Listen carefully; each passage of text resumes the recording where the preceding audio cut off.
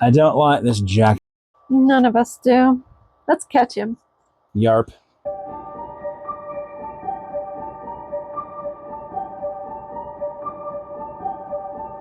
You admit that you aren't certain and try to think of something clever to tell Hastings when his phone rings.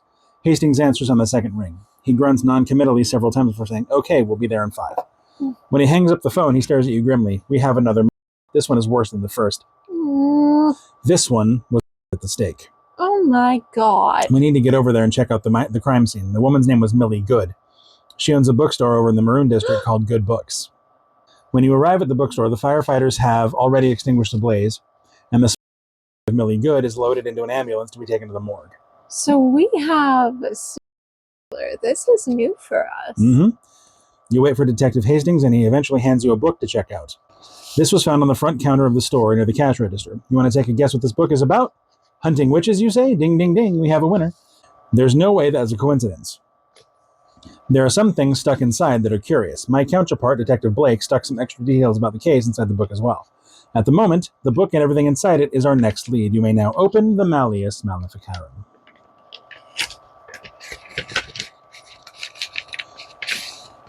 Got a spree on our hands. Millie Good. Millie Good checked out the ritual right before Sarah Jacobs did. So we may have a list of. Yes, we might. Carl Mitchell, Millie Good. Thomas Underwood might actually be the name of the killer. We have a puppy. Somebody hurts this dog, I swear to Moses. It's not a real dog. It's not a real dog. Detective Hastings, hang on the box. Okay, so now that we're dealing with envelope things, when we're done with them, they go back in the envelope. Yes, once we get to the secondary envelope. Goes into the box. Yep. Dog's name has also got runic tags. We have a phone. Yep. We have. Why is it the iPhones, man? A cup. Detective Hastings is back. We have another tile floor. Oh, Lord. We have another triangle picture. Another woodcut. Yep. So this is like the calling card. Yes. We have another Police report. Sound it all out. They say the correct word. This is a bookshelf, I imagine. Yes. And a letter. A letter from Good Books. All right, what should we do first then? Okay, let's read the report. Crime scene reports. Victim identified as Millicent Jessica Good. Race Caucasian. Location 42 Cottondale Road. Height 5'5", age 30. Victim was found tied to an outer support post in the alley behind Good Books that was used to prop up one end of an awning. A bonfire had been built around her. In this case, she was burned at the stake, which is yet another method that was used to execute witches not in Salem. In Europe, they would have done that. Maybe. That's a common misconception about Salem. They hung witches, or they crushed them. I think they had a couple trampled by horses. Yeah. Never burned. That's one thing that Hocus Pocus got right. Yes. The witches. Yep, they did get that right. Should watch that again. All right. Facts about the victim. Single, lives alone. Owner of Good Books, a local bookstore. Founder of Happy Tales Dog Rescue. Amateur photographer, worked for the Valley Falls Observer on occasion. Statement from victim's sister, Sally Good. I can't believe this. Who would do such a thing? Millie wasn't a witch. She was planning to dress up like one of the witches from Hocus Pocus for Halloween, so she had a costume. But it wasn't anything serious. It was just for fun. She had lots of friends, loved to help people, lived a vibrant life. I will tell you this. My sister was extremely sweet, but she was also extremely quirky, too. She thought it would be cool to have a hidden lounge in the store and had one bookshelf configured to hide it. It was one of those well-known secrets that all of her patrons knew about and took advantage of. Everybody thought it was fun. Interview with Johnny Major, manager of Happy Tales Dog Rescue. I was afraid something like this was going to happen, but she called me after Sarah Jacobs' body was found and warned me that things were about to get messy. She was freaked out about something. During periods when she was extremely busy and had a lot going on, Millie would board her own dog here at Happy Tales. I have a photo of the dog if that will help.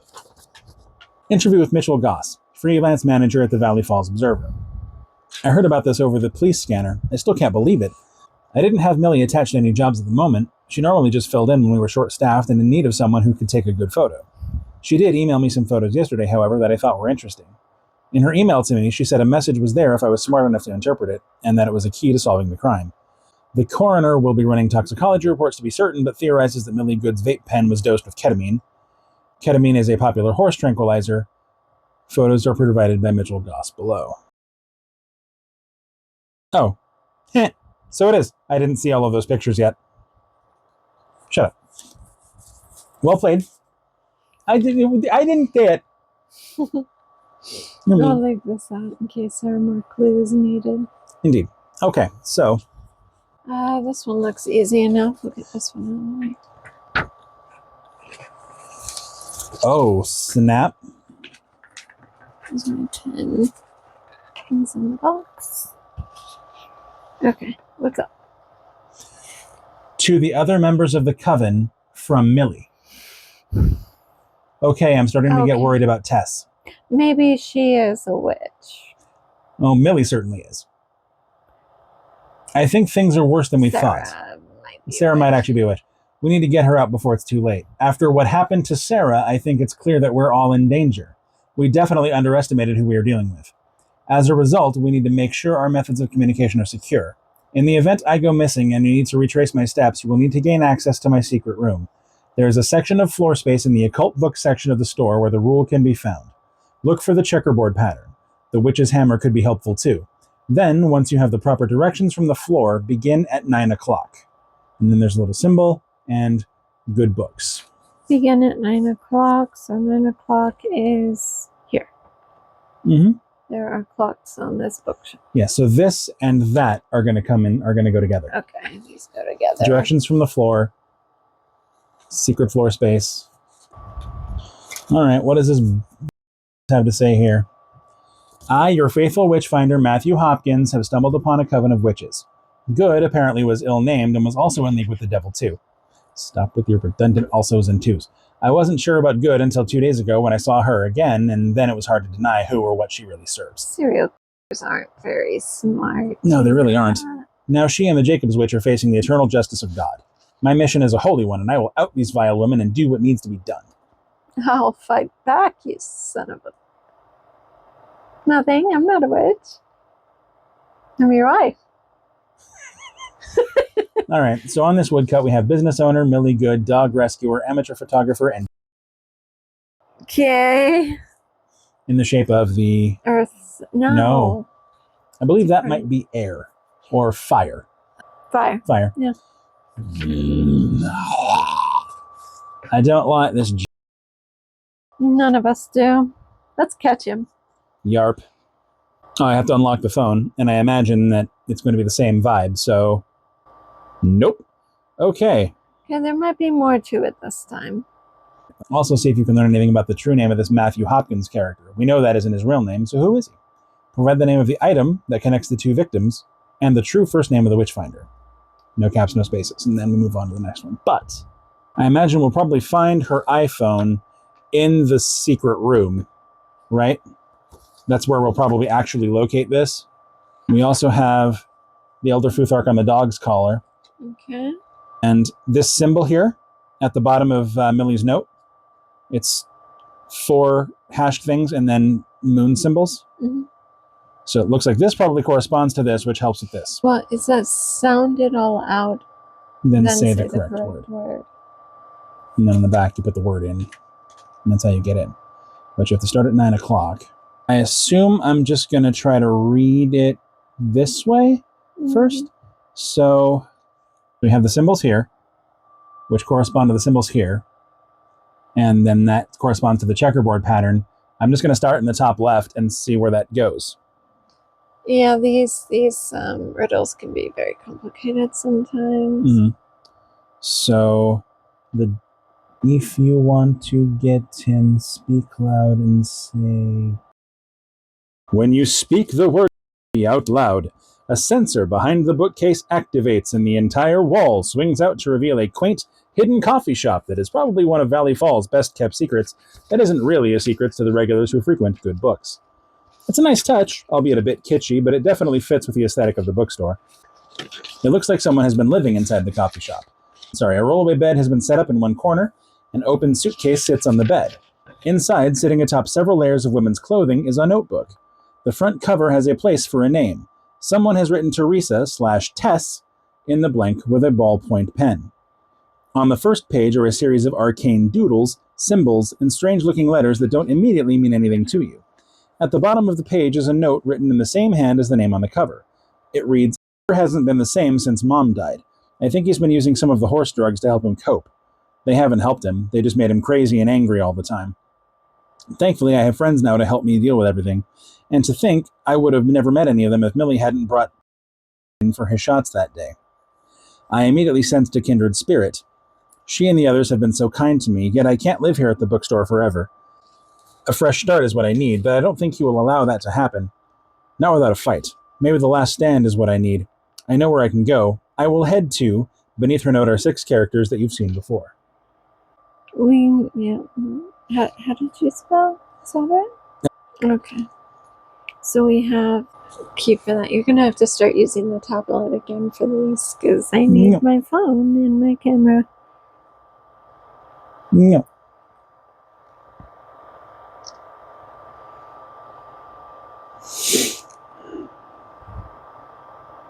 My guess for the phone's password is going to be the dog's name. A lot Damn of it. maps apps on this phone. That ain't it. iPhone, Safari. A lot of these are made up Possibly. books. There.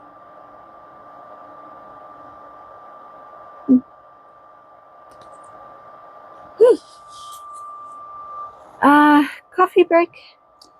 I suppose. Right hand.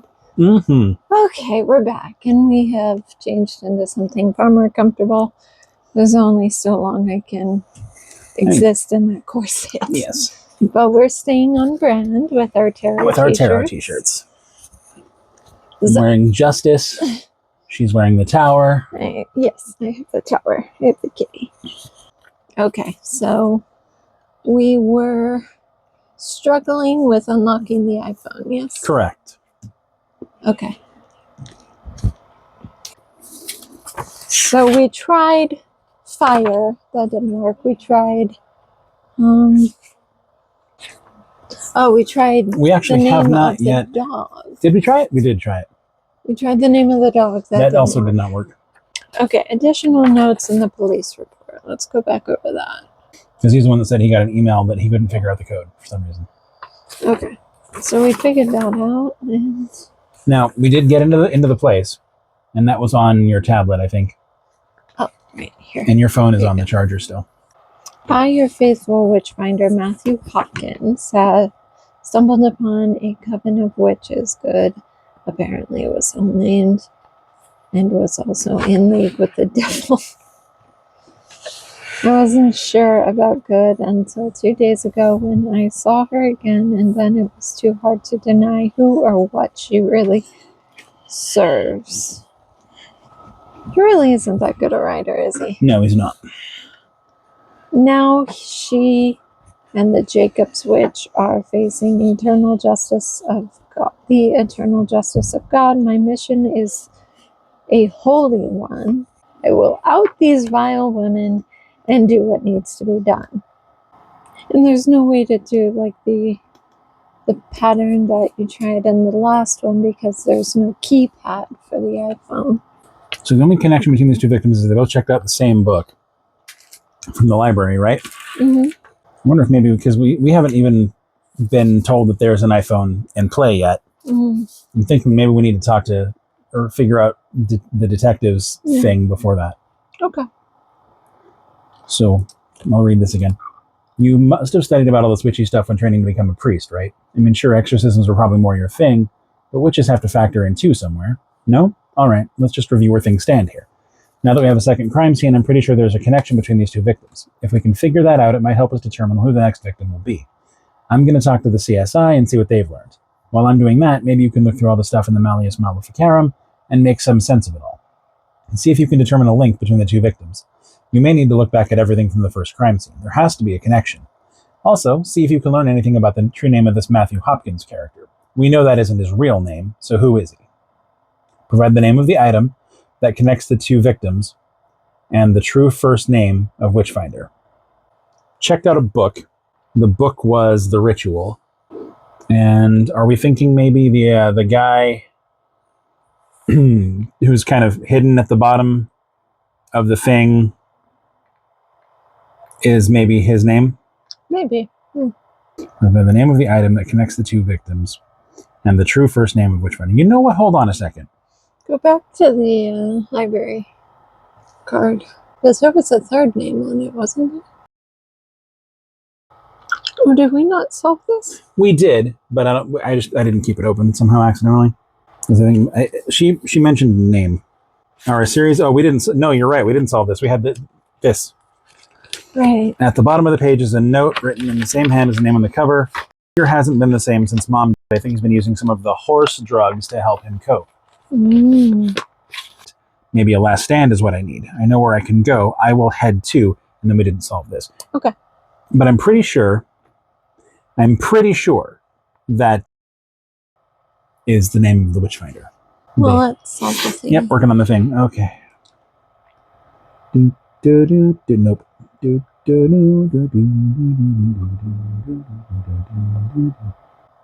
It's not an N, it's an M at the end. Okay. So what does that mean, I wonder? That's where she's going to. I will head to... Must be a place in town. Okay, so we solved that. Hastings listens carefully to everything you have to tell him. He nods in all the right places, grunts when appropriate, and takes notes in a small pocket notebook. When you confirm the details, he pulls his phone out of his pocket, places a call, and asks the person on the other end to cross-reference all Marion offices with the name. After a few seconds of eager listening and note-taking, Hastings hangs up the phone. So that name that was cut off on the bottom wasn't Thomas, it was... Also checked out the ritual, you remind Hastings. She was the first. You don't say, he says. You wouldn't have to know what the ritual is about, would you? You pull your phone out and do a quick search. It's a book about witchcraft and how to summon things using certain, you explain, rituals, Hastings says, finishing your sentence. You nod slowly.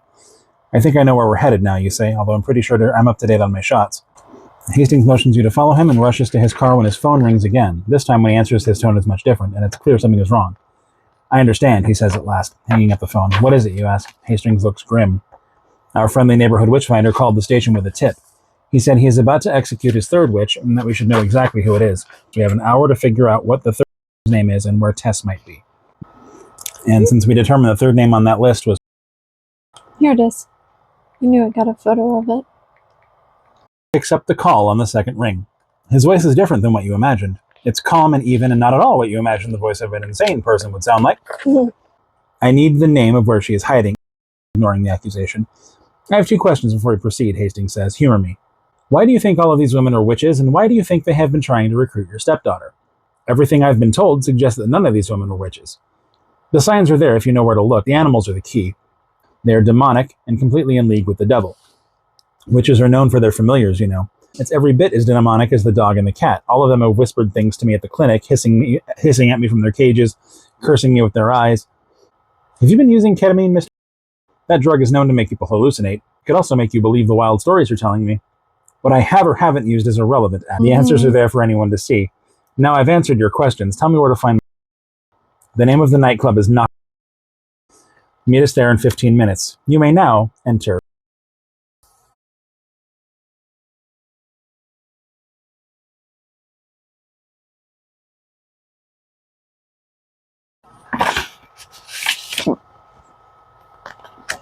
Oh, look. That dude is, He's gone around the twist. that's the craft stuff right there. First. Here you go. There it is. Why are these out of order? I've heard of this place, but never actually been here before. This is Detective Hastings speaking. It's a nightclub that caters to those who dabble in the occult. This is definitely the kind of place where a witch would seek refuge. I'm sure if we look around hard enough, we'll find vampire wannabes, psychics, paranormal investigators, witch doctors, and who knows what other sorts of dark practitioners. Look, all the people inside are wearing bracelets, just like the one found at the Sarah Jacobs crime scene. We have to be at the right spot. Hastings goes silent as he sees a woman in the crowd. Although they have never met before, he has seen a picture of her. He looked her up online before heading over to the club. I need to figure out what's going on here, Hastings says. I don't understand what these people are doing. Talk to each of the people beginning with Tess, then call Witchfinder to try and pinpoint his location. Once you've done that, answer the following. And what animal does the Coven use? Sounds like a good place Maiden Ireland could play. What's up? Band dressing room. Nice. All right, so if they're doing a ritual, then let's get to the ritual then. The 4 elements must be placed at their correct points on the compass as well in order for the spell to work. Earth, air, fire, and water. Fire and air need to be side by side. Tessa's familiar corresponds to the element you would expect. Use the first letter of each element and animal familiar in order that correspond to north, northeast, south, and west. I was afraid I was going to mess up. Once the familiars are all positioned at the proper points on the compass and each of the elements is assigned to its rightful place, the witches chant louder and move in a counterclockwise direction. Many of the club patrons see what is happening and make room as each member of the coven extends their arms skyward in time to the music that pulses around them and calls on an unseen presence to do their bidding. What happens next is something that both you and Hastings will think about and try to make sense of for many years to come. Hastings will swear later that he smelled something strange over by the spell booth that must have been placed there to draw the rats out. You, however, never notice a smell of any kind. Hastings and I came up with some other possibilities that would explain what happened and how we came to find curled up in the fetal position in a dark corner of the club, covered in rats. However, none of them held the same weight as the explanation that blamed a spell for capturing a man who had 3 women and would likely have more if we hadn't caught him. Strangely enough, the rats disappear back into the walls once we have handcuffs. You may now open the solution. See, it is all there, but it's very much a... It's hard to determine sometimes. It's a bit too freeform, yeah, occasionally. Yes, because we were able to solve one of those riddles without even getting through part of that. Thank you for your services. Solution. You have successfully completed Witch Hunt. 2 of you have a chance to discuss what happened and what you saw, or think you saw. Hastings, however, doesn't care about the specifics. All he cares about is that the case is closed. We did it, he says, offering his hand in triumph. We caught the bad guy, saved some lives, and are able to put a pin in this one. Our work here is done. This has been enlightening, you admit. It has definitely stretched the limits that my mind is willing to go to in order to explain something that shouldn't be rational. If you're able to float in a pool of water, then that's proof you're a witch. If you can't float, then you are innocent. Either way, meant death. Everyone floats. No, I think we wrap this up nicely, don't you? You smile and extend your hand. Hastings takes it and shakes firmly. Call me with the next weird one, and we'll see how it goes. I think we might have a good thing going here. All right, Padre, you got it. Until the next time, or the next full moon, whichever comes first. Case closed. Huzzah! I want to be part of a esoteric supernatural crime unit. Me too. That sounds fun. Should we start our own club? Yes.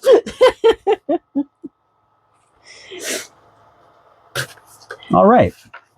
And so that was Witch Hunt.